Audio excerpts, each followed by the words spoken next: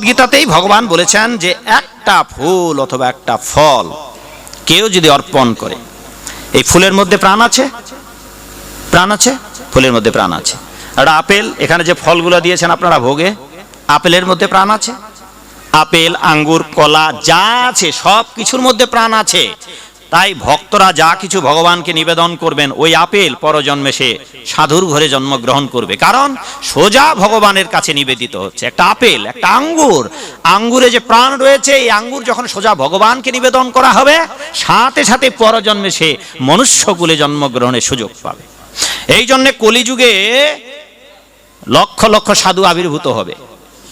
কলিযুগে যতই দিন যাবে তত সাধু বেশি হবে, কারণ এই যত সাধু বেশি হবে তারা যা কিছু খাচ্ছে ভগবানকে নিবেদন করে খাচ্ছে। তার মানে তো তারা এমন কিছু খাচ্ছে না যেটা ভগবানকে নিবেদন করা যাবে না। তারা যে ডাল ভাত খাচ্ছে, শাক খাচ্ছে, ডালের মধ্যে যে প্রাণটা আছে, বীজটা আছে, কুমড়ার মধ্যে যে বীজ আছে, অথবা লাউ, পুঁই শাক, ডাঁটা শাক, মূলা শাক, ঢেঁড়স, পেঁপে যা কিছু খাচ্ছে সব ভগবানকে নিবেদন করে। আর এই সমস্ত উপাদানগুলো সবাই পরজন্মে আবার মনুষ্যকুলে জন্মগ্রহণ করে ভগবানের ভক্ত হয়ে যাবে। বোঝা গেল? অতএব এই ফুলের মধ্যে যে প্রাণ আছে, এটা বৃন্তচ্যুত হলে নিষ্প্রভ হয়ে যাবে। এতে যে প্রাণটা আছে, ভগবানকে নিবেদন করার সাথে সাথে এর মধ্যে যে প্রাণ আছে সেটিও ভগবত চরণে অর্পিত হল। সুতরাং আপনি কেবল ভগবানের চরণে পুষ্প অর্পণ করে কেবল আপনি আপনার উপকার করছেন না, যাকে অর্পণ করছেন সেও সাথে সাথে ভগবত ভক্ত রূপ ধারণ করতে পারছে। তার মানে পরজন্মে সে মনুষ্যকুলে জন্মগ্রহণ করে ভগবানের ভক্ত হতে পারছে। এরকম অনেকগুলো দৃষ্টান্ত শাস্ত্রে রয়েছে। তো কার কাছে গেলে আমরা এই বিষয়গুলো জানবো? কেন আমাদের এই ধর্ম বিষয়ে আজ আমরা অনভিজ্ঞতার গহ্বরে নিমজ্জিত হচ্ছি? তা বিশেষ করে আপনাদের যে দক্ষিণ বাংলার মানুষেরা, সেবারও আমি বলেছিলাম যে দক্ষিণ বাংলার মানুষদের মধ্যে ভাব আছে, ভাব আছে, আপনাদের হৃদয় আছে। এখন শুধু সেই ভাবটাকে পরিশুদ্ধ করে একটু পিওরিটি আনতে হবে, একটু বিশুদ্ধতা আনতে হবে, যাতে করে এই বিশুদ্ধতার মধ্য দিয়ে আপনারা ভগবানের ভক্ত হয়ে যেতে পারবেন। এই বিশুদ্ধতার মধ্য দিয়ে, যেমন বিশুদ্ধতার মধ্য দিয়ে যে আপনাদের বাড়ি ঘর চেঞ্জ করে বৃন্দাবনে যেতে হবে, বৃন্দাবনে থাকতে হবে তা নয়। আপনারা যেখানে আছেন ওইখানে থেকেই শুধু আপনাদের হৃদয়ের পরিবর্তন ঘটাতে হবে। তাহলে আপনারা নিজের হৃদয়ের বৃন্দাবন, নিজের গৃহটাকে আপনারা বৃন্দাবন করতে পারবেন। আর এর জন্য আপনাদের প্রথম যেটি কাজ, প্রথম কাজ হচ্ছে সাধু সঙ্গ। দ্বিতীয় কাজ হচ্ছে একজন গুরু নির্বাচন। সমাজের মানুষেরা যদিও বা সাধু সঙ্গ করেন, যদি বা আপনারা হরিবাসরে যান, কিন্তু একজন যথার্থ গুরু নির্বাচনের প্রায় এই বাঙালি হিন্দু মানুষদের 99 জন, 100 জনের মধ্যে 99 জন মানুষের গুরু নির্বাচন ভুল হয়ে যাওয়ায় আপনারা ধর্ম বিষয়ে তত্ত্বতভাবে বুঝতে পারেন না। আর তদুপরি যেটা সমস্যা হচ্ছে সেটি হচ্ছে এই, লাইব্রেরিতে গিয়ে ডাক্তারি বই এনে পড়ে, যেমন রোগী অপারেশন করা যাবে না, অথবা লাইব্রেরি থেকে ড্রাইভিং একটা বই, যে কি করে গাড়ি চালাতে হবে, কলকবজা, নাট বল্টু সব কিছু জেনে অভিজ্ঞতা অর্জন করে ড্রাইভারের কাছে না শিখলে যেমন গাড়ি চালানো যাবে না। হারমোনিয়াম অনেকে এমনিতেই খালি গলায় গান গাইতে পারে। এই তো বিজয় সরকারের গান গাইছিলেন একটু আগে সন্ধ্যাবেলা এক বাবা। আচ্ছা, কেউ যদি গান গাইতে চায় তবে হারমোনিয়াম তো বাজাতে শিখতে হবে নাকি? নাকি এমন মন্ত্র আছে ওই গায়কের কাছে যে আপনার কানে মন্ত্র দিলে আপনি শিখে ফেলবেন? আপনাকে প্রশিক্ষণ নিতে হবে। তেমনি করে আমাদের সমস্যাটা ওই জায়গায়, আমরা গীতা ভাগবত বাড়িতে বাড়িতে আছে, ঘরে ঘরে গীতা ভাগবত বই পাওয়া যায়, আর বই পড়ে পড়েই যতটুকু আপনি জানতে পেরেছেন, এবং পরম্পরা প্রাপ্ত মিমং রাজর্ষ বিদু, গুরু পরম্পরায়। তো প্রথমত আমাদের 1 নম্বর সাধু সঙ্গ করতে হবে। এই সাধু সঙ্গের মধ্য দিয়ে আপনারা জানতে পারবেন যে আমাদের কোন সাধু চেনার উপায় কি। এখন আপনারা সাধু চিনতে হবে। কি করে আপনারা সাধু চিনবেন? সেই জন্য দেখতে হবে, শিল প্রভুপাদকে আমেরিকা একজন পাশ্চাত্য দেশের সাংবাদিক জিজ্ঞাসা করেছিলেন যে সাধু চেনার উপায় কি। তিনি উত্তরে বলেছিলেন, নিবিড়ভাবে পর্যবেক্ষণ করুন। যিনি সাধু তিনি ভগবান কৃষ্ণের কথা ছাড়া একবারও নিজের মুখ দিয়ে অন্য কথা বলবে না, তিনি একজন সাধু। আর তার অঙ্গের ভূষণ আছে, আচরণের ভূষণ আছে। যিনি নিরন্তর কৃষ্ণ কথা বলবেন, নিজে কৃষ্ণ কথা বলবেন, নিজে ওই রকম আচরণ করবেন, তিনি একজন সাধু। আর একজন গুরু আরো গভীরের মানুষ। সেই জন্য আমাদের প্রথমত সাধু সঙ্গের মাধ্যম দিয়ে এই বিষয়গুলো অনুশীলন করতে হবে। এই সাধু সঙ্গের মধ্য দিয়ে সাধুদের কথা শুনেই আমাদের প্রকৃত ভগবানের কথা আমরা বুঝতে পারবো, প্রকৃত তত্ত্বদর্শী গুরুকে আমরা চিনতে পারবো। ধরুন যদি এই রকম আপনি শিষ্য হন, তবে গুরু চেনা মুশকিল হয়ে যাবে যদি যথার্থ গুরু আপনাকে প্রশিক্ষণ দিতে না পারে। আমাদের সবচেয়ে সমস্যা হয়েছে হিন্দু মানুষদের, সেটি হচ্ছে যে আমাদের এই যে গীতা, মুসলমান ভাইদের এটা প্রশংসা নয়। তাদের যেমন ছোট ছোট বাচ্চাদের ভোরবেলায় উঠে মক্তবে মাদ্রাসায় পাঠিয়ে দেয়, আর তাদের ছোটদের আছে, আর আমাদের নাই তো নাই। ঘাটের মরা যারা, তাদেরও গীতা ভাগবত পাঠ করার অভ্যাস নেই, পাঠ করার অভ্যাস নেই।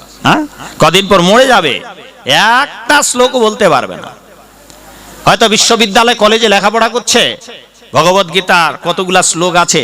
এমনকি অনেক পণ্ডিতকে দেখেছি তারা ভগবত গীতা না বলে বলে ভাগবত গীতা।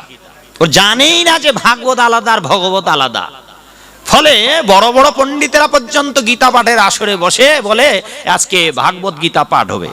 না, ভাগবত আলাদা আর গীতা আলাদা। ঢালাও করে দিয়ে দেয় একেবারে গোল পাকিয়ে ভাগবত গীতা পাঠ। না, কখনোই ভাগবত গীতা পাঠ নয়। তারা নামটা পর্যন্ত জানে না যে গীতার নাম কি আর ভাগবতের নাম কি। তা সেই জন্য সমাজ ব্যবস্থায় আমাদের শিক্ষা প্রতিষ্ঠান নেই যেখানে গিয়ে আমরা এই বিষয়গুলো জানবো। গীতায় 700 শ্লোক, আর এই 700 শ্লোকের বাংলাদেশের বিশেষ করে ছেলে মেয়েদের তো মুখস্থ নেই। এই যে 700 শ্লোক আছে, এখানে মায়েদের আমি জানি না কটা মাগো, কোনো একটা মা এখানে যারা আছেন মাগো, ভগবত গীতার মায়েরা কেউ একটা শ্লোক বলতে পারবেন মাগো গীতা থেকে? কারো মুখস্থ আছে মা? বিনীত ভাবে বলছি, মা বলতে পারবেন? বলো তো মা একটা শ্লোক, না হলেও বলুন, যদি ভুল হয় তবু বলুন, আমরা শুনি একটু। হ্যাঁ, আচ্ছা মা বলো।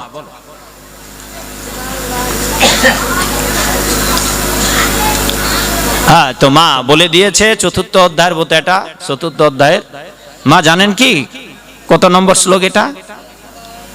হ্যাঁ, মানে এটা তো মহাভারতে ছোটবেলা থেকে শুনে আসছেন, ফলে বহুজন কথিত এই শ্লোকটি।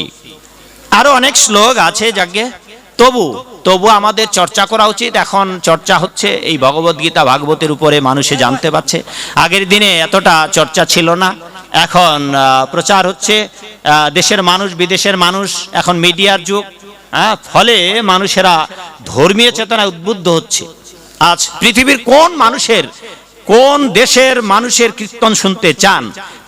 সারা পৃথিবীর যে কোনো, আপনি অ্যান্ড্রয়েড মোবাইল আছে, আপনি ইংল্যান্ডের, Holland, Poland, Chile, Peru, Hong Kong, Japan, German, America, Australia, America, কোন দেশের, পৃথিবীর প্রায় 200-র অধিক দেশ আছে। আপনি যে কোনো দেশে সার্চ করুন, দেখবেন যে সারা পৃথিবীর যে কোনো দেশ, সব দেশে আজ কৃষ্ণ নাম হচ্ছে। এই আন্তর্জাতিক কৃষ্ণ ভাবনামৃত সংঘ আপনাদের সনাতন ধর্ম, আপনাদের বেদের ধর্ম, আপনাদের গীতা ভাগবতের ধর্ম সারা বিশ্ব পরিমণ্ডলে আজ প্রচার করছে। আরো যেই স্পিডে, যেই গতিতে প্রচার হওয়ার দরকার ছিল, সেই গতিতে হচ্ছে না। তার কারণটা হচ্ছে যে আমাদের নিজস্ব সনাতন ধর্মাবলম্বী মানুষদের কোনো শিক্ষা প্রতিষ্ঠান নেই। যেমন ভারতে এই যে গিয়েছিলাম, আবার যাওয়ার কথা ছিল, সমস্যা হয়েছে, যেতে পারলাম না। সেখানে প্রায় যতগুলো প্রোগ্রাম করেছি, শত ডজন প্রোগ্রাম, সব প্রোগ্রামে আমি তাদের মিনতি করেছিলাম যে ভগবত গীতা 18টা অধ্যায়, ক্লাস 5 থেকে 11, 12 তাদের দেশে। আমাদের দেশে আমার ইন্টারমিডিয়েট, তারপরে ডিগ্রি, ওদের 12 পর্যন্ত কলেজ বলা হয় না। তাই আমি বলেছিলাম যে প্রথম থেকে 6ষ্ঠ অধ্যায় পর্যন্ত তাদের 12 পর্যন্ত পড়ানো হোক। এরপর যখন অনার্সে তারা পড়বে, তখন তারা 6 অধ্যায় পড়ুক, বাকি 7 থেকে 12 পর্যন্ত, তারপর 12, 13 থেকে 18 পর্যন্ত। এভাবে 3 শিফটে যদি হাই স্কুল থেকে 11-12 পর্যন্ত এবং কলেজ ভার্সিটি পর্যন্ত। তাইলে ছাত্র অবস্থাতেই যদি গীতা ভগবত গীতা কম্পালসারি সাবজেক্ট করা হয় ভারতের মতো পবিত্র দেশে, ভারতের মতো দেশে যেখানে হিন্দু সংখ্যা বেশি, আমাদের দেশে কবে হবে আমরা অনেকবার মিনতি করেছি সব সরকারের আমলেই। আমরা বিএনপি সরকারের কাছেও গিয়েছিলাম, আওয়ামী লীগ সরকারের কাছেও গিয়েছি, যে যাতে করে আমাদের কিছু একটা করা হয়, আমাদের জন্য একটা শিক্ষা প্রতিষ্ঠানের ব্যবস্থা করা হয়। যেমন সারা বাংলাদেশের সকল থানাতে বোধহয় ডিজিটাল মসজিদ করা হচ্ছে না, কি জানো, মসজিদ, ডিজিটাল মসজিদ। অন্তত আমাদের যদি এরকম একটা প্রস্তাব রাখা যেত যে মুসলমান ভাইদের সারা বাংলাদেশের যদি সব থানাতে হয়, তো অন্তত 64 জেলাতে তো হওয়ার দরকার, অন্তত একটা করে হোক ডিজিটাল মন্দির। তা আমরা কি এটা মিনতি করতে পারি না? কিন্তু আমরা এতটাই সুবোধ বালক, এটা অন্যের দেখে আমরা শিখতে পারি না, আমরা মিনতি করতে পারি না যে মাগো বাবা গো আপনারা আমাদের একটা কিছু করেন। এটা হচ্ছে আমাদের সবচেয়ে দুর্ভাগ্য জাতির, যে আমাদের কোনো শিক্ষা প্রতিষ্ঠান নেই। সুতরাং যার ফলে আমাদের পরিণামটা হচ্ছে আমরা ধর্মের ব্যাপারে কিচ্ছু জানি না। যেমন এই মোবাইল আসছে আর অমনি টিপাটিপি শুরু হয়ে যাচ্ছে, কিন্তু গীতা বই তো বাড়িতে বাড়িতে আছে, কেউ কি খুলে দেখে? তাও কারা দেখে? ওই বুড়া বুড়ি, ঘাটের মোড়া যারা, ওরা কোনোদিন নিজেদের ছেলে মেয়েদেরকেও বলে না। কারণ কি করে বলবে? ওরা জানে যে আমরা তো ছোটবেলায় এরকম করে বেড়েছি, অতএব ওরাও বেড়াক, ওরা যখন আমাদের মতো বুড়া বুড়ি হয়ে যাবে তখন ওরাও একদিন হরিবোল হরিবোল গীতা ভাগবত দেখবে। এই অবস্থা। তা আমাদের অবস্থাটা হয়েছে এইরকম বোকা শিষ্যের মতো। গুরুর কথা বলবো না, গুরু এবং শিষ্য দুইজনেই মা শিষ্যের বাড়িতে রওনা হয়েছেন। শিষ্যের বাড়িতে রওনা হলে প্রতিমধ্যে শিষ্যকে না, গুরুদেব তো বয়স্ক বাবা, তো ওনাকে খুব তৃষ্ণা লেগেছে। তৃষ্ণা লাগলে তো যেতে যেতে যেতে যেতে গৃহস্বামীর বাড়িতে গিয়েছেন। গৃহস্বামীর বাড়ির দরজার পাশেই নারকেল গাছ। তো বাড়িতে গিয়ে ওই গৃহস্বামীর কাছে শিষ্যকে পাঠিয়ে দিয়েছেন, বলে যাও এই গৃহস্বামীর কাছে একটু চাও, তৃষ্ণার্ত, তা একটু যদি ডাবের জল আমরা খেতে পারি তাইলে খরার দিনে একটু তৃষ্ণা নিবারিত হবে। শিষ্যকে পাঠিয়ে দিয়েছে মা গৃহস্বামীর বাড়িতে। শুনুন গল্পটা মনোযোগ সহকারে, তাহলে বুঝতে পারবেন যে আপনারা কি রকম শিষ্য, বোকা। এবার গিয়েছে গৃহস্বামীর কাছে মিনতি করেছেন যে দয়া করে আপনার এখানে যে নারকেল গাছ আছে বাবা, তা আমার গুরুদেব অত্যন্ত তৃষ্ণার্ত, দয়া করে আপনারা যদি আমাদের একটা ডাবের জল খাওয়ার ব্যবস্থা করে দিতে পারেন। তো বললেন যে বাড়িতে তো কেউ নেই, কে ডাবের গাছে নারকেল গাছে উঠবে? বলে সমস্যা নেই, সমস্যা নেই, আমরা এটা ব্যবস্থা করবো, আমরা গুরু শিষ্য আছি, ব্যবস্থা। এরপর গুরুদেবের কাছে এসে বলেছেন, আর গুরু শিষ্য দুইজনে ডাবের নারকেল গাছের তলায় বসে আছে। এবার দুইজনে নারকেল গাছের তলায় বসে আছে মাগো। এখন গুরুদেব বলছে যে বাবা আমি তো ক্লান্ত, আর তুমি আমার শিষ্য, তোমার তো জোয়ান বয়স, তা একটু যেহেতু পাড়ার অনুমোদন হয়েছে, তা তুমি বাবা একটু নারকেল গাছে ওঠো, উঠে একটু ডাব পাড়াও। এখন বলছেন যে গুরুদেব আপনি তো ওই ডাব গাছের নিচে বসে আছেন, আর আমি কি করে আপনার মাথার উপরে উঠবো? কারণ আমাদের হোলি ভক্তি বিলাসে আমাদের পুরাণ শাস্ত্রে বলা হয়েছে যে পূজনীয় ব্যক্তি অথবা গুরুজনদের উপরে ঊর্ধ্ব আসনে অথবা তাদের মস্তক উপরে আরোহণ করিবে না। এই যে গুরুদেব দেখেন, গুরুদেবকে দেখাচ্ছি ঠিকই তো, যে আপনি নিচে বসে আছেন নারিকেল গাছের নিচে, আর আমি কি করে উপরে উঠবো? অতএব গুরুদেব আপনি দয়া করে উঠুন, কারণ আপনি নিচে থাকবেন আর আমি আপনার মাথার উপরে উঠবো, এটা হয় না। তাই বৃদ্ধ গুরুদেব কোন রকম করে একটু গাছের উপরে উঠেছে, গাছের উপরে উঠে ডাব পাড়িয়েছে। এবার ডাব পাড়িয়েছে, তখন ডাব পাড়িয়ে তো ডাব ধরে ধরে খেলে তো জল খাওয়া যাবে না, আমার ডাবটা কাটার লাগবে তো নাকি। এবার শিষ্যকে বলেছে বাবা তুমি ডাবটা কেটে দাও, কাটো, জল বের করো। এবার তাড়াতাড়ি ব্যাগের মধ্যেই তো হাতিয়ার ছিল, হাতিয়ারটা বের করে দিয়েছে, মানে ওটা নিজে ধরে নাই, ব্যাগটা দিয়েছে। গুরুদেব এর ভিতরে হাতিয়ার আছে। বলে কেন তুমি বের করে কাটো ডাব? বলে গুরুদেব এই যে দেখুন না, দেখুন এই যে আরেক বিলাসে, এই যে পূজনীয় ব্যক্তি এবং গুরুজনের সামনে কখনোই ধারালো অস্ত্র হস্তে ধারণ করিবে না। হ্যাঁ, তা আমি কি করে, আপনি আমার গুরুজন, আমি কি করে আপনার সামনে এই ধারালো অস্ত্র দিয়ে এই আপনার সামনে এটা কাটবো অস্ত্র বের করে? আপনাকে অপমান করা হবে। অতএব গুরুদেব আপনি আমাকে সে অপমানের ভাগী করে আমাকে নরকে পাঠাবেন না, দয়া করে এবার আপনি এটার বিহিত করুন। এবার গুরুদেব কি করছে, দাও দাও আমাকে হাতিয়ার দাও। এবার হাতিয়ার নিয়ে এবার গুরুদেব ডাব কেটেছে বাবা, ডাব কেটে মুখটা একটু ছিদ্র করতে হবে না, এইবার বলছে বাছা গ্লাসটা দাও, গ্লাস দিয়েছে, এবার এটা ঢালো। এখন তো গুরুদেব তো শিষ্যকে নিজের পুত্রের মতো দেখে, তার নিজের যেমন তৃষ্ণা লেগেছে বাবা, শিষ্যকেও তো এরকম লেগেছে মাগো। তাই গুরুদেব কৃপা করে বললেন বাছা তুমি খেয়ে নাও, তুমিও খাও, হ্যাঁ, কারণ তোমারও তো তৃষ্ণা লেগেছে। এইবার একবার শুয়ে প্রণাম দিয়ে বলছেন যে গুরুদেব আপনার আদেশ শিরোধার্য, গুরুদেব গুরুবাক্য শিরোধার্য। এবার একবার শুয়ে প্রণাম দিয়ে বলছেন যে গুরুদেব গুরুদেব কৃপা করে দিন প্রভু, গুরুদেব কৃপা করে ডাবের জলে গ্লাসটা আমার হস্তে দিন, কৃপা করে দিন গুরুদেব, আপনার আদেশ শিরোধার্য। এবার গুরুদেব কি করেছে, পুত্র স্নেহে দিয়ে দিছে ডাবের জল, গ্লাসটা দিয়ে দিছে। এবার শিষ্য বারবার গুরুকে প্রণাম দিচ্ছে, গুরু কৃপাহি কেবলম, গুরু কৃপাহি কেবলম, হে গুরু কৃপাহি কেবলম, বারবার প্রণাম দিয়ে এইবার গ্লাস ডাবের জলের গ্লাস নিয়ে রে মা একেবারে ঢক ঢক ঢক ঢক ঢক ঢক ঢক ঢক ঢক ঢক করে শেষ। এবার গ্লাস উল্টায় গুরুদেবকে দেখাচ্ছে যে গুরুদেব এক বিন্দু জল রাখি নাই, আপনার আদেশ অক্ষরে অক্ষরে পালন করা হয়েছে। বোঝা গেল? সমাজের অধিকাংশ শিষ্যদের এই দশা। যদি বা গুরু জুটেছে ভাগ্যে, শিষ্য আদেশ পালন করছে না। আবার এমন মন্দ কপাল, গুরু ভেজাল জুটে পড়েছে, সে যে ষণ্ড অমার্ক দশা। ওম নমঃ ভগবতে, শেষে করছে হিরণ্যকশিপু, বলতে হবে বাসুদেবায় নমঃ, আর ষণ্ড অমার্ক প্রহ্লাদকে শিক্ষা দিচ্ছে ওম নমঃ ভগবতে হিরণ্যকশিপু। তাই এই যে আমাদের সমস্যা, এক নম্বর সমস্যা শিক্ষা প্রতিষ্ঠান নেই, দুই নম্বর সমস্যা সাধু সঙ্গ করি না, আর যদি বা সাধু সঙ্গ করি এমন ভেজাল সাধুর পাল্লায় পড়ি। হয়তো আপনারাও যেমন ওই যার বক্তৃতা শুনছেন সেও তেমন, আপনারাও চুরুট পান করা, হেও চুরুট পান করা, আপনারাও তাম্বুল ভোজন করা, হেও তাম্বুল ভোজন করা, আপনারা মৎস্য রোহিতস্য ভোজন করা, হেও সব ভোজন করা। ফলে পরিণামটা হচ্ছে কি, যে শ্রোতা বক্তা উভয়ে জম পাশে ডুবি মরে।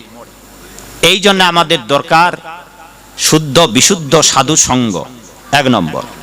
দুই নম্বর আমাদের একজন যথার্থ গুরুর দরকার, যিনি আমাদেরকে গোবিন্দের পথে নিয়ে যাবেন।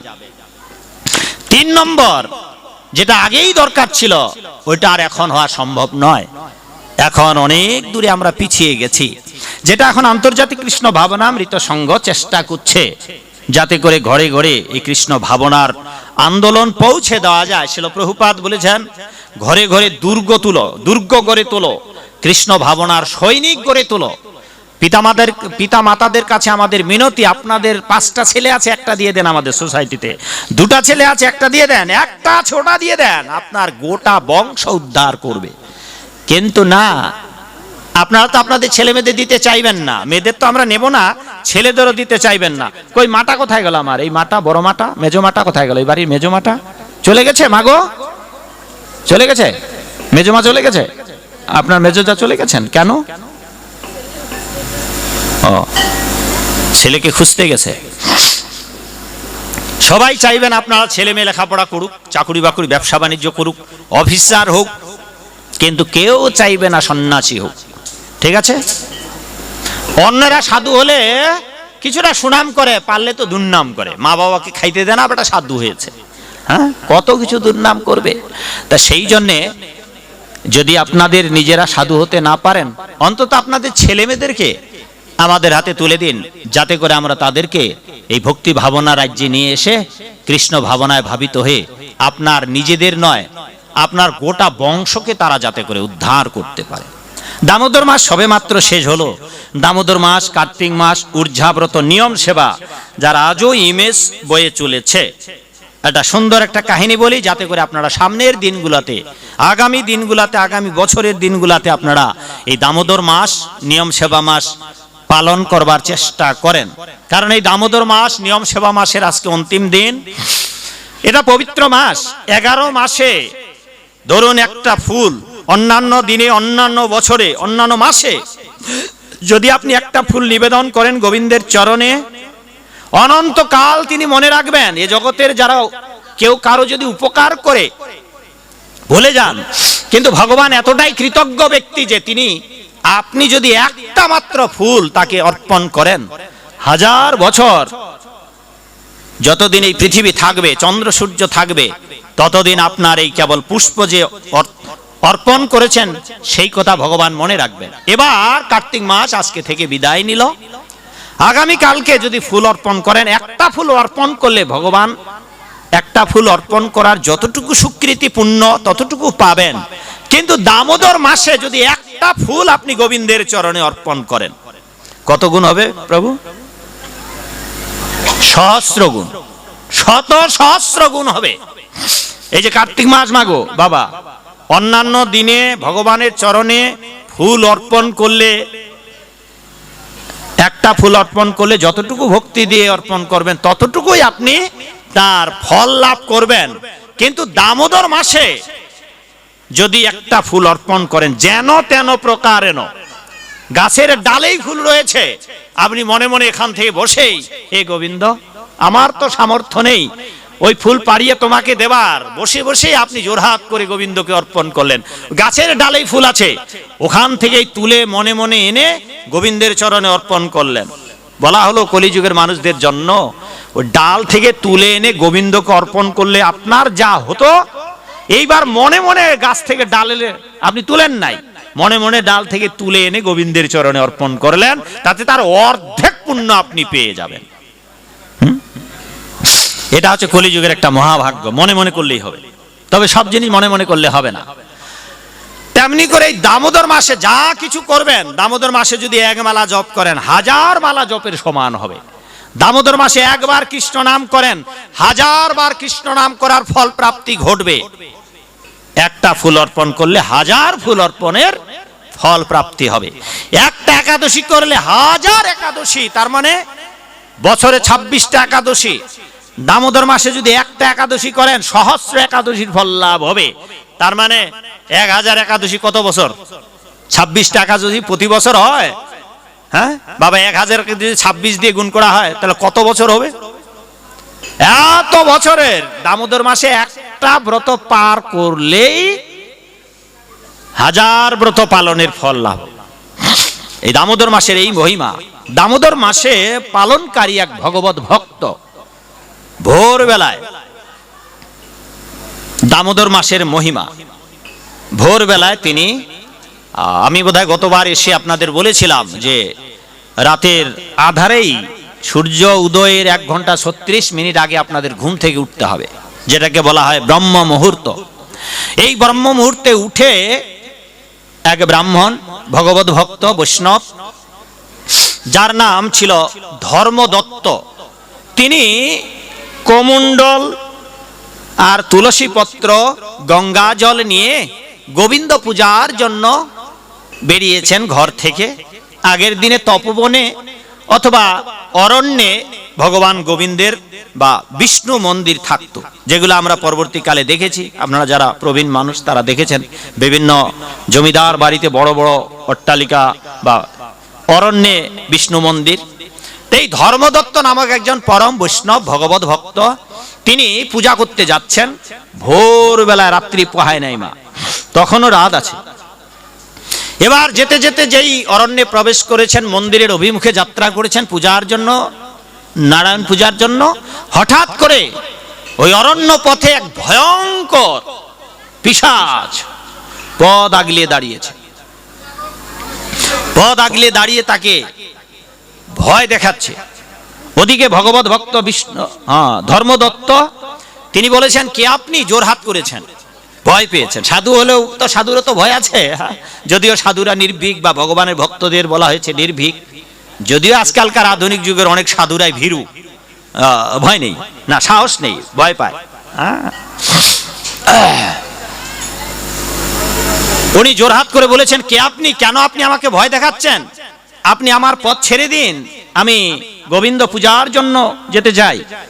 পথ ছাড়ছে না, আর কোথাও বলছে না। ভয়ঙ্কর বিকলাঙ্গ চেহারা, দেহের মধ্যে মাংস নেই, শুধু চামড়া আর হাড় কঙ্কাল, পিশাচ। এবার পিশাচ দাঁড়িয়েই রয়েছে। ভয় পেয়ে ধর্মদত্ত, ওই বৈষ্ণব ভক্তপ্রবর, তিনি কি করেছেন? গঙ্গা জল, তুলসী পত্র কমণ্ডল থেকে নিয়ে এবার বীজমন্ত্র জপ করে সামনেই তো দাঁড়ানো বাবা ওই ভয়ঙ্কর পিশাচিনী মা, পালাচ্ছে না। আর মন্ত্রপুত করে যেই ছিটিয়ে দিয়েছেন উপরে, সাথে সাথে ওই যে পিশাচিনী তিনি এবার পূর্বজন্মের জ্ঞান ফিরে এসেছে। গঙ্গা জল, তুলসী পত্র আর বীজমন্ত্র জপ করে যে ছুড়ে দিয়েছেন গায়ে, ছিটা দিয়েছেন, অমনি তার পূর্বের জ্ঞান ফিরে এসেছে। পূর্বের জ্ঞান ফিরে এলে এই পিশাচিনী, যিনি পিশাচ, যাকে আপনারা ভূত পেতনি বলেন, তিনি বলেছেন, হে বৈষ্ণব ঠাকুর, কৃপা করে আপনি আমার অঙ্গে গায়ে এই তুলসী পত্র আর জল, পবিত্র জল অর্পণ ছিটা দিয়ে আপনি আমার পূর্ব জন্মের স্মৃতি জাগরিত করেছেন। এখন আমি আপনাকে যা জিজ্ঞাসা করবেন আমি সব বলতে পারবো। আমার এখন সব মনে হয়েছে হে বৈষ্ণব ঠাকুর, এবার আমি বুঝতে পেরেছি আপনি আমাকে উদ্ধার করতে পারবেন। বললেন যে কে তুমি, বলো এবার, এবার তো তুমি কথা বলতে পারছো, এবার বলো তুমি কে, কেন তোমার এই দুরবস্থা, কেন এই বিকলাঙ্গ ভয়ঙ্কর চেহারা তোমার? বললেন যে আমি পূর্বকালেতে এক নারী ছিলাম, আমার স্বামীর নাম ছিল ভিক্ষা, আমার নাম ছিল কলহ। পূর্বকালেতে আমি নিরন্তর আমার স্বামীর সাথে ঝগড়া করতাম, আর ঝগড়া করতাম, শুধু কেবল ঝগড়া নয়, রান্না বান্না করতাম, আর রান্না বান্না করে ভালো ভালো যা রান্না করতাম সেগুলো আমি নিজে খেতাম, আর আমার উচ্ছিষ্টগুলো আমার স্বামীর জন্য রেখে দিতাম। আর কেবল তাই নয়, আমি যে হাঁড়িতে রান্না করতাম, শাকসবজি তরকারি রান্না করতাম, ওই হাঁড়িতেই আমি খাওয়া শুরু করতাম। এরে মা, আছো নাকি এরকম কোন মা, হাঁড়িতে খাও রান্না করে, অথবা স্বামীকে না দিয়ে আগে ভালোগুলো খাও? আজকে শুনে যাবেন কি দশা হবে। আবার পাল্টা যদি আপনার স্বামী ওই রকম করে, ওই একই রাস্তা দিয়ে যেতে হবে, স্বামীর ওই দশা হবে। বউ যদি ঝগড়া করে যা হবে, আর স্বামী যদি বউ পেটায়, হ্যাঁ মাগো, কারো স্বামী পেটায় আপনাদের? আছেন এখানে মার খাওয়া মা, যে স্বামী পিটিয়েছে আপনার? একটা উপায় বলে দেই, আপনিও পরজন্মে স্বামীকে পিটাতে পারবেন, আপনিও স্বামীকে একেবারে চাচা ছোলা করতে পারবেন। হ্যাঁ, খালি মরণের সময় আপনি স্বামীর চিন্তা করে করে মরবেন, বলে স্বামী আমাকে খুব জ্বালিয়েছে, হে গোবিন্দ, আমার স্বামী আমাকে খুব জ্বালিয়েছে। তাহলে গীতায় ভগবান বলেছেন, মৃত্যুকালে যে ব্যক্তি যেই চিন্তা করে মরবে ওই রকম দেহ পাবে। আপনি স্বামী চিন্তা করবেন, আপনি স্বামী হয়ে যাবেন, আর আপনার অভিশাপে আপনার স্বামী আপনার বউ হয়ে যাবে। তখন দেবেন ছেচনি বাটনি যা দরকার। এই জন্মে জ্বালিয়েছে, পরজন্মে আপনি জ্বালাবেন আপনার স্বামীকে। তার মানে আপনার স্বামী, অর্থাৎ আপনি স্বামী হয়ে যাবেন, পুরুষ হয়ে যাবেন, আপনার স্বামী আপনার স্ত্রী হয়ে যাবে। এটা শাস্ত্রে আছে যে যারা এই যে পুরুষ মানুষ, আমরা যারা পুরুষ মানুষ, হ্যাঁ, পূর্বকালেতে মেয়ে ছিলাম, মেয়ে অনেকেই, মেয়ে থাকায় ছেলেদের দিকে ঘুরঘুর করে তাকিয়েছি, ছেলে চিন্তা করতে করতে এখন ছেলে। আর মামুনি আপনারা কিন্তু কি ছিলেন? ছেলে ছিলেন, ছেলে ছিলেন, আর মেয়েদের পিছনে, যুবতীর পিছনে ঘুরঘুর ঘুরঘুর করে ঘুরে বেড়েছেন, এবার নিজে যুবতী হয়ে গেছেন। সহজ মূল্যে দেহের দেহান্তর প্রাপ্তি। হ্যাঁ, এই জন্মে যদি ভাবেন যে না আমি জনম জনম ভরে মেয়েই সুন্দরী মেয়ে হব, অসুবিধা নেই মা, জনম জনম যতবার আসবেন ততবার সুন্দরী মামুনি হয়েই জন্মাবেন। হ্যাঁ, আর যদি ভাবেন যে না আমি আর, এই আমার এক মাসি আছে, তিনি বলেছেন যে মামা কোনোদিন যদি এই জগতে আসি, অন্তত কুকুরের পশুও যদি হই, হ্যাঁ, তা কুত্তি যেন না হই, কুত্তা যেন হই। বুঝেন তো এটার মানে, কুত্তি কুত্তা। হ্যাঁ, বলছে মামা নারী জাতির কি যন্ত্রণা, এটা তো আপনারা আছেন মামা পুরুষ দেহে, আপনারা বুঝবেন না। তা আমি যদি, ভগবান যদি আমাকে, সাধু কিন্তু দুঃখ করে একদিন বলতেছে যে আমি যদি কোনোদিন এই পৃথিবীতে আসি, যেন নারী হয়ে না আসি, আর কুকুর জনীয় যদি প্রাপ্ত হই, তার জন্য, হ্যাঁ, নারী কুকুর না হই। তাহলে কতটা জ্বলিয়েছে। তাই যাকে যে কথা বলতেছিলাম, এবার তিনি বললেন যে আমি কলহ নামক নারী ছিলাম, আর নিরন্তর আমি কলহ করতাম, এই জন্য সকলে আমাকে কলহা কলহা বলে ডাকত। একদিন জানতে পারলাম যে আমার অত্যাচারে উৎপীড়িত হয়ে আমার স্বামী আরেকটা বিবাহ করার সিদ্ধান্ত নিলেন। কিরে মা, সতীন নাই বুঝি না আপনাদের কারো? সতীন আছে? নাই। হ্যাঁ, এবার যখন জানতে পারলাম যে আমার স্বামী আরেকটা বিয়ে করবে, আচ্ছা মায়েদের সতীন নাই বোঝা গেল, বাবাদের কারো দুটো বউ আছে এখানে? কারো দুটো বউ বাবা নাই? না, দুটো বউ নাই। হ্যাঁ, এইবার দেখুন, না ঠিক আছে, না জানতে চাইবো না বাবা, ক্ষমা করবেন, এলাকায় আছে, এখানে হয়তো উপস্থিত নাই, যাকে থাক।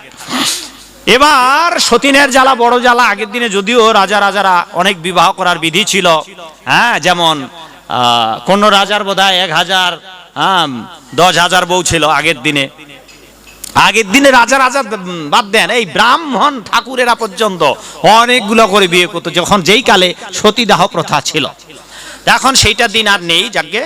তো যখন তিনি জানতে পারলেন যে তার স্বামী আরেকটা বিয়ে করবেন, তিনি ওই বৈষ্ণব প্রবরকে বললেন, যখন জানতে পারলাম আমার স্বামী আরেকটা বিয়ে করবেন, সেই রাত্রিতেই আমি বিষ পান করে আত্মহত্যা করি। আর যমদূতেরা আমাকে নিয়ে যায়, দণ্ড প্রহারে নাজেহাল করতে করতে ওই বাড়ি থেকে চর থাপ্পড় কিল ঘুষি দিতে নিতে আমাকে নরকে নিয়ে যাওয়া হয়। আর নরকে নিয়ে গিয়ে আমাকে ধর্মরাজ যম আমার বিচার করেন। আর আমার নামের তালিকায় দেখা হয়, তন্ন তন্ন করে খুঁজে স্বয়ং ধর্মরাজ যম দেখেন যে আমার জীবনের একটাও সঞ্চিত পুণ্য নাই। আজ আপনারা জেনে রাখুন, ধর্মরাজ যম যদিও আপাত দৃষ্টিতে একজন নিষ্ঠুর দণ্ডকারী, দণ্ডদাতা, কিন্তু তিনি অত্যন্ত দয়ার্দ্র চিত্ত, দ্বাদশ মহাজনের একজন পরম বৈষ্ণব, ভাগবত মহাজন, দ্বাদশ মহাজনের একজন। তিনিও চান না এই জগতের মানুষ কেউ নরকে যাক। তিনি দণ্ড দিতে গিয়ে নিজেও, যেহেতু বৈষ্ণব একজন সাধু, দণ্ড দিতে গিয়ে নিজেও ব্যথিত হন। তিনিও চান এই জগতের মানুষ যেন একটাও নরকে না যায়, কিন্তু আমরা তো নরকে যেতেই পছন্দ করছি, তাই আমরা সাধু হতে চাই না। আর যদি সাধু হতে চাইতাম তবে তো সবাই কৃষ্ণ নাম করতাম। যার যার মতো করে, খেয়াল খুশি মতো করে, নিজের রুচি মতো করে কথা পছন্দ করি, নিজের রুচি মতো করে খেতে পছন্দ করি, নিজের রুচি মতো করে যাকে তাকে ভগবান বানিয়ে পুজো করছি। অথচ একমাত্র আরাধ্য ভগবান হচ্ছেন ব্রজেস্তনয় শ্রী গোবিন্দ, রাধা গোবিন্দ।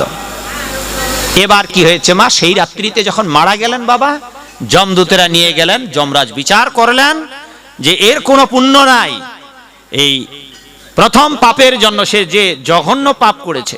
কিরে মা, আপনার সন্তান অত্যাচার করছে? প্রথম পাপের জন্য আমি যে আত্মহত্যা করেছিলাম, সেই জন্য আমাকে পিশাচজনি প্রাপ্ত হতে হলো। জেনে নিন কি কি করলে পিশাচ হবেন, আর পিশাচের খাবার কি। দয়া করে একটা জীবনে কাজ করবেন না মাগো, অন্তত কেউ আত্মহত্যা করবেন না। জীবনে যদি না খেয়েও মরতে হয়, বরং না খেয়েই মরুন, কিন্তু কখনোই বিষ পান করে অথবা গলায় দড়ি লাগিয়ে মরবেন না। কারণ যদি এভাবে মরেন, তাহলে গতি নাহি তার কোনো কালে, আর আপনাকে পিশাচজনি প্রাপ্ত হতে হবে। যারা সাধুর নিন্দা করবে, যারা গণান্ন খাবে, গণান্ন মানে হোটেলে যা পাবে তাই খাবে, পরিষ্কার শাস্ত্রে লেখা আছে, এই বইটাতে লেখা আছে কোথায় কোথায় খেলে আপনি পিশাচজনি প্রাপ্ত হবেন। জিহ্বার লালসে যা পাবেন তাই খাইতে থাকবেন, পরজন্মে পিশাচ হবেন, তখন আর যা ইচ্ছে তাই খেতে পারবেন না। কি কি খেতে হবে তখন পিশাচ হলে?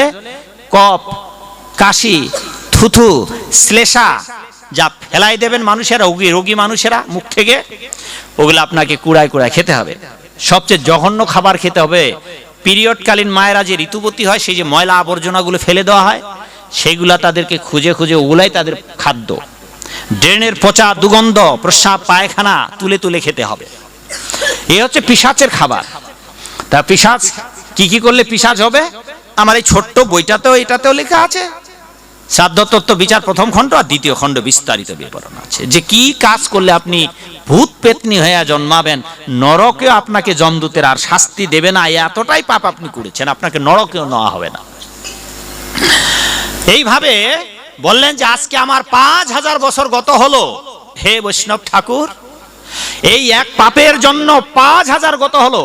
যেদিন আমাকে এই পিশাচজনি আমি প্রাপ্ত হলাম, কিছুকাল গত হওয়ার পর এক বণিক, একজন ধর্ম বণিক ব্যবসার উদ্দেশ্যে তীর্থ পরিভ্রমণ করতে গিয়েছিলেন।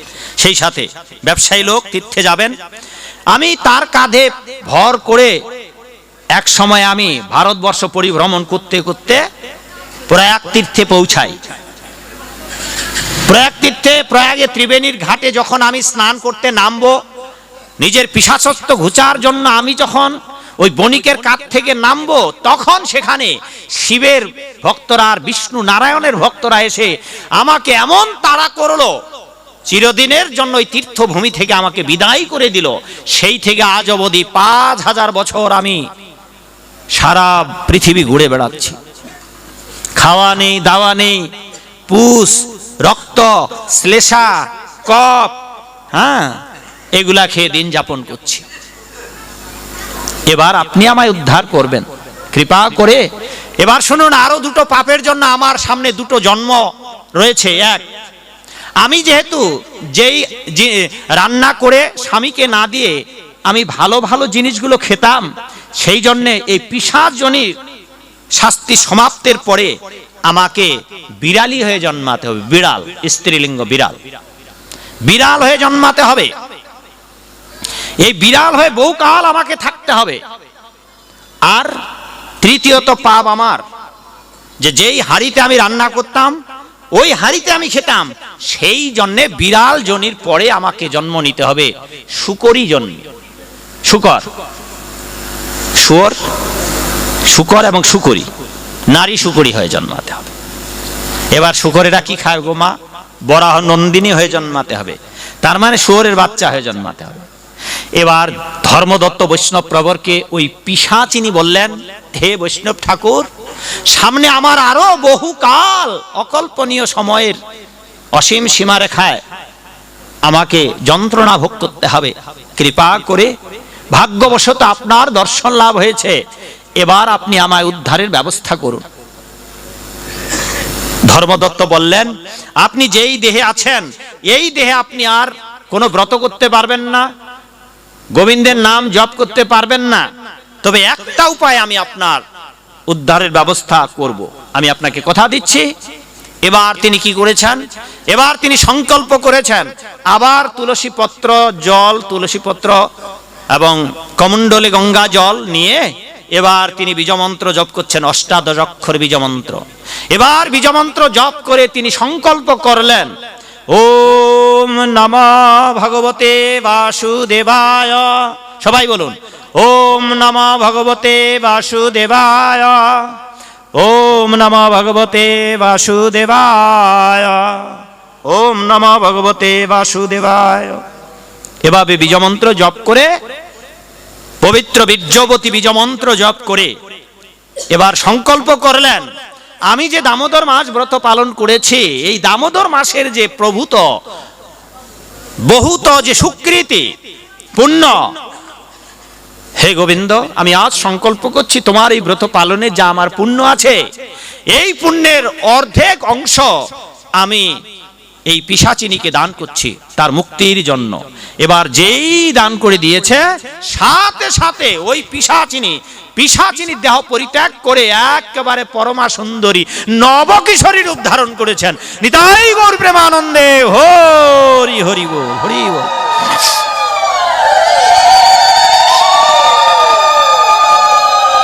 এবার কি হয়েছে? ঠিক আছে,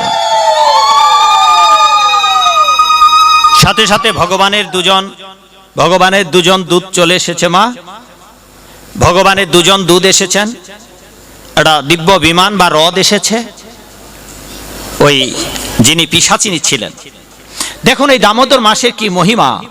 যিনি জনম ভরে স্বামীর ঘরে গিয়ে এত পাপ করেছেন, কেবল দামোদর মাসের ব্রত নিজে করে নেয়। ওই পিশাচিনী ব্রত করেছিল? করেনি। অন্যজন নিজের পালন করা ব্রত থেকে কিছু অংশ, অর্ধেক অংশ তাকে দান করে দিলেন। তারপরে 3 জনমের পাপ, পিশাচজনী, শুকরজনী এবং বিড়ালী জনির পাপ থেকে শুধু কেবল মুক্ত হলেন না, এমন এক অপ্রাকৃত দিব্য দেহ লাভ করলেন, যদ্বারা তিনি এবার বৈকুণ্ঠের যাত্রী। এবার রথ এসেছে। মা, ভগবানের দুজন ভক্ত নিতে আসবে, একজনের নাম সুশীল, আরেকজনের নাম পুণ্যশীল। এরা নিতে এসেছেন ওই মহিষী নারী, এবার দেবী, তাকে রথে তুলেছেন। রথে তুলে এবার আকাশ মার্গে অন্তরিক্ষে রওনা হয়েছেন, তাকে নিয়ে বৈকুণ্ঠে। ওদিকে যিনি তার নিজের জীবনের অর্ধেক পুণ্য দান করলেন। কি নাম মা ওই বৈষ্ণবের? নামটা মনে রাখুন, ধর্মদত্ত। এই ধর্মদত্তের জন্য আরেকটা রথ এসেছে, ওখানে দুইজন ভগবানের ভক্ত। এরা আবার ধর্মদত্তকে উঠে ওদের রথে নিয়ে তাকেও আকাশ মার্গে তুলে নিয়ে গেছে। এদিকে যে পিশাচিনী ছিল, যিনি দেবী হয়েছে, তাকে নিয়ে বৈকুণ্ঠে চলে গেছেন। আর অপর দিকে ধর্মদত্তকে আকাশ মার্গের বহু জায়গা ঘুরে ঘুরে ঘুরে ঘুরে ওই ভগবানের দুজন নারায়ণের ভক্ত তার সঙ্গে অনেক আলাপন করে বলেছেন, আপনি অত্যন্ত ভাগ্যবান ব্যক্তি। আজ আপনি জেনে নিন, আপনি আপনার জীবনের যা পালন করেছিলেন, জীবনে যা পালন করেছিলেন, যে দামোদর ব্রত, কার্তিক ব্রত, তার ব্রতের যে আপনি অর্ধেক ফল ওই নারীকে দান করেছেন, এবার সেই দান করা যে আপনার অর্ধেক চলে গেছে, আপনি যে অর্ধেক দান করেছেন তার এই দানের আপনার সহস্র গুণ বেড়ে গেল। দান করেছেন, এটা আপনার কমতি হবে না। আর আপনাকে আমরা আজই বৈকুণ্ঠে নিয়ে যেতাম, কিন্তু আপনার এই জগতের বরাদ্দকৃত যে আপনার আয়ুষ্কালটা শেষ হয়নি। এবার কি করছে, আকাশ মার্গে অন্তরিক্ষে ঘুরে ঘুরে ভগবানের ভক্তদের সঙ্গে আলোচনা করে এই ধর্মদত্তকে আবার মর্তলোকে নামিয়ে দিয়েছেন। বলছেন যে আবার দেখা হবে, আপনার আয়ুষ্কাল শেষ হলে আমরা আবার আপনাকে নিতে আসবো। হরি বল। জয় ধর্মদত্ত কি, জয় পিশাচিনী মা কলহা কি, জয় কলহা বিমুক্তি কি।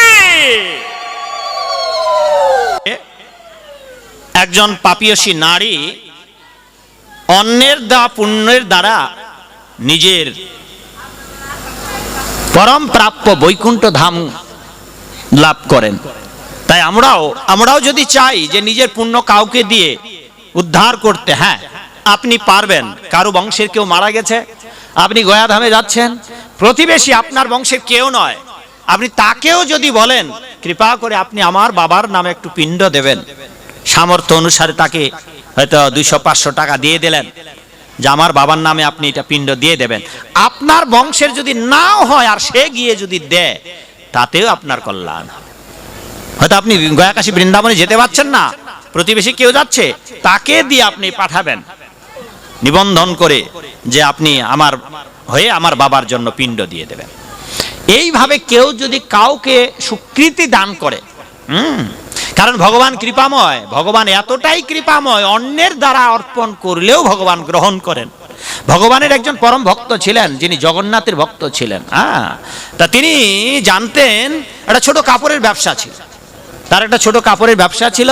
তিনি জানতেন যে জগন্নাথ দেব নারিকেল খেতে পছন্দ করে, জগন্নাথের নারিকেল প্রিয়। আমি জানি না আপনারা জানেন কিনা, নারিকেল প্রিয়। তা তার পুরীধামেই বাড়ি ছিল, তিনি নিচু জাতির ছিলেন বলে পুরীধামে তাকে যেতে দেওয়া হতো না, জগন্নাথকে দেখতে যেতে দেওয়া হতো না। তা সেই সময় রথযাত্রায় সবাই যাচ্ছে, রথযাত্রায় যাচ্ছে লোকজন, তো সবাইকে ডেকে ডেকে বলছেন, ভাই আপনি আমার এই নারিকেলটা নিয়ে যান, একটু জগন্নাথকে নিবেদন করবেন। কেউ নিয়ে যায়নি, বলে আমরা যাব, এত ভিড়ের মধ্যে কখন আপনার এই জগন্নাথকে দেবো, ও যাওয়ার সময় নেই, আমরা তাড়াতাড়ি ফিরবো, আজকেই যাবো আর আজকেই ফিরবো। অবশেষে একজন ব্রাহ্মণকে পেয়েছেন, বলছেন যে ভাই আপনি এই নারিকেলটা নিয়ে যান, আর আমার কথা বলবেন, দাসিয়া আমার নাম দাসিয়া, প্রভু জগন্নাথকে নিবেদন করে বলবেন যে আপনার ওই ছোট ভক্ত, আপনার একটা ক্ষুদ্র ভক্ত এই দাসিয়া আপনার জন্য এই নারিকেল পাঠিয়ে দিয়েছে। এবার ব্রাহ্মণকে কি বলেছেন উনি, যে আমার এই নারিকেলটা যদি জগন্নাথ প্রভু নিজের হাতে গ্রহণ করে তাহলে দিয়ে আসবেন, আর যদি গ্রহণ না করে দয়া করে আমার এই নারিকেলটা আপনি ফিরে নিয়ে আসবেন। নারিকেল নেওয়ার ঘটনা আছে। ছোট কাপড়ের ব্যবসা, মাথায় কাপড় নিয়ে ঘুরে ঘুরে পুরী ধামে বিক্রি করে। একদিন নারিকেল দেওয়ার ইচ্ছা হয়েছে, তা নারিকেল তো নিয়ে কিনে নিতে হবে, তো গৃহ স্বামীর বাড়িতে নারিকেল কিনতে গেছে। নারিকেলের গল্প দুটো বলতেছি।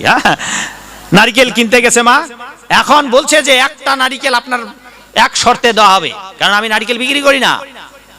আর ওরা জানে যে এই দাসিয়া এক কথা বলেন, সত্য কথা বলেন। আপনার সঙ্গে একটা শর্ত, যে আপনার মাথায় যতগুলো কাপড় আছে সব কাপড় যদি দিতে পারেন তবে একটা নারিকেল দেওয়া হবে।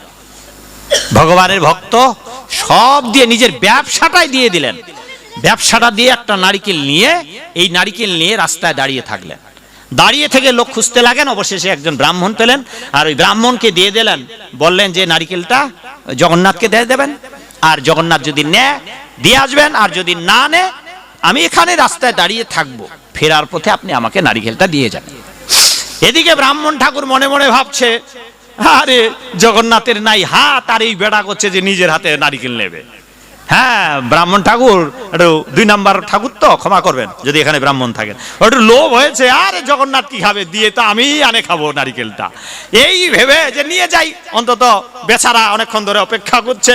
তা ঠাকুর কি করেছে, নিয়ে নিয়েছে নারিকেলটা, নিয়ে গিয়ে লোকের ভিড়ে, এই হাজার হাজার লোক যদি জগন্নাথপুরীতে গিয়ে থাকেন, আর যদি রথযাত্রার সময় যান তাহলে কয়েক কিলোমিটার দূরে থাকে দেখতে হবে বাবা, উপায় নাই, যাওয়ার কোনো কায়দা নাই। হ্যাঁ, আর যদি মানে অসময়ে যান, মানে যে সময় রথযাত্রা হয় না ওই সময় যদি যান, তবু আপনাকে অনেক দূর দূরে থাকতে হবে। যদি কোনো ভাগ্য থাকে তবেই আপনি ভিড় ঠেলে ঠেলে ঠেলে ঠেলে ওই গর্ভ মন্দিরের ওইদিকে যেতে পারবেন ভেতরে, নাইলে বাইরে থেকে দেখতে হবে।